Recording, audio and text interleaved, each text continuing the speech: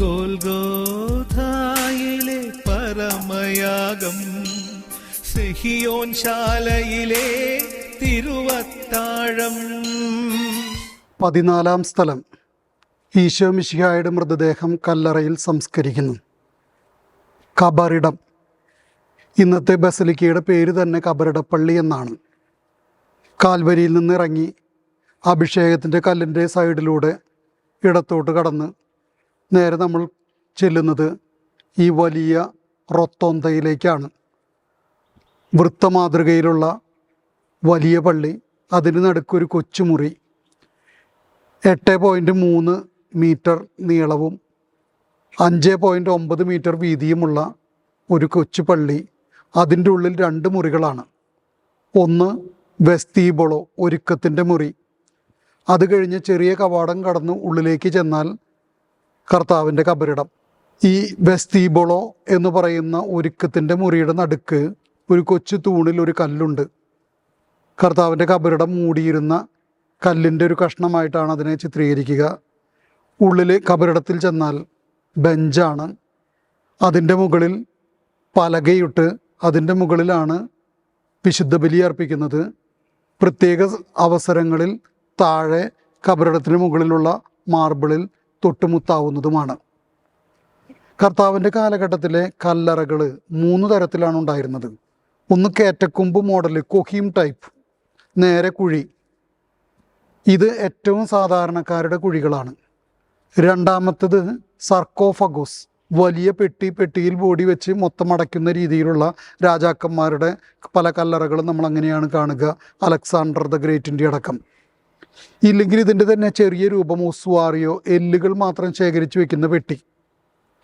മൂന്നാമത്തെ രീതിയിലുള്ളതാണ് ആർക്കോസോളിയോ എന്ന് പറഞ്ഞാൽ ഒരു ബെഞ്ചിൻ്റെ ചുറ്റും ഒരു ആർച്ച്, നീക്കെ. ഈ ബെഞ്ചിൽ കൊണ്ടുപോയി ശവശരീരം വെക്കുന്നു. കർത്താവിൻ്റെ കല്ലറ ഇതാകാനാണ് കൂടുതൽ സാധ്യത. കാരണം ഈ ബെഞ്ചിൻ്റെ ഇരുവശത്താണ് മാലാഖമാർ ഇരുന്നിരുന്നത്. തുണി ചുരുട്ടിക്കൂട്ടി വെച്ചിരുന്നത് ഒക്കെ അവിടെ നിന്ന് എത്തിച്ച് നോക്കുമ്പോൾ കാണാമായിരുന്നു. ഇത് റോളിംഗ് സ്റ്റോൺ എന്നാണ് സുവിശേഷകർ പറയുക, വൃത്തത്തിലുള്ള കബറിടക്കല്ല്. ഇപ്പോൾ ഏറ്റവും പുതിയ ഗവേഷണത്തിൽ ചതുരത്തിലുള്ള ഒരു കല്ലുകൂടെ സാധാരണക്കാർ ഉപയോഗിച്ചിരുന്നു എന്ന് പറയപ്പെടുന്നു. ഇവിടെ ഒരു തോട്ടമുണ്ടായിരുന്നു. തോട്ടത്തിൽ ഒരു പുതിയ കല്ലറയും. 1968കളിൽ നടത്തിയ ഗവേഷണത്തിൽ 1-2 നൂറ്റാണ്ടുകളിൽ ഇവിടെ ചെമ്മണ്ണുണ്ടായിരുന്നതായിട്ട്, ചെമ്മണ്ണിൻ്റെ സാന്നിധ്യം പറഞ്ഞിരുന്നു. അതുകൊണ്ട് തന്നെ തോട്ടത്തിൻ്റെ സാധ്യതയാണ് അവിടെ തെളിയുക. 2025 ഇറ്റാലിയൻ ഗവേഷകരുടെ ഗവേഷണത്തിൽ അവർ കണ്ടെത്തിയത് ഈ മണ്ണിൽ ഒലിവിൻ്റെയും മുന്തിരിയുടെയും സാന്നിധ്യം കണ്ടെത്തിയിരിക്കുന്നു. എന്ന് പറഞ്ഞാൽ കർത്താവിൻ്റെ കാലഘട്ടത്തിൽ അവിടെ തോട്ടമുണ്ടായിരുന്നു എന്നുള്ളതിൻ്റെ വ്യക്തമായ തെളിവാണത്. ഈ തോട്ടത്തിനുള്ളിൽ അരിമത്യാക്കാരൻ ജോസഫിൻ്റെ ഒരു കബറിടം. എന്ന് പറഞ്ഞാൽ ജോസഫ് പ്രധാനിയായിരുന്നു, ജനപ്രമാണിയായിരുന്നു, സാധാരണക്കാരനല്ലായിരുന്നു. ഇന്നും പഴയ രാജാക്കന്മാരുടെയും ഹെറോദോസിൻ്റെ കുടുംബക്കല്ലറയും ജെറുസലേമിൽ കാണാം. അത് മുഴുവൻ ഇങ്ങനെ ആർച്ചായി വട്ടത്തിലുള്ള റോളിംഗ് സ്റ്റോണോട് കൂടിയ കല്ലറകളാണ്.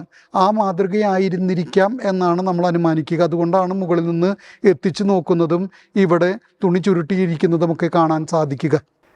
പുതിയ കല്ലറ, കന്യക ഉദരം, തോട്ടം, ഏദൻ തോട്ടം.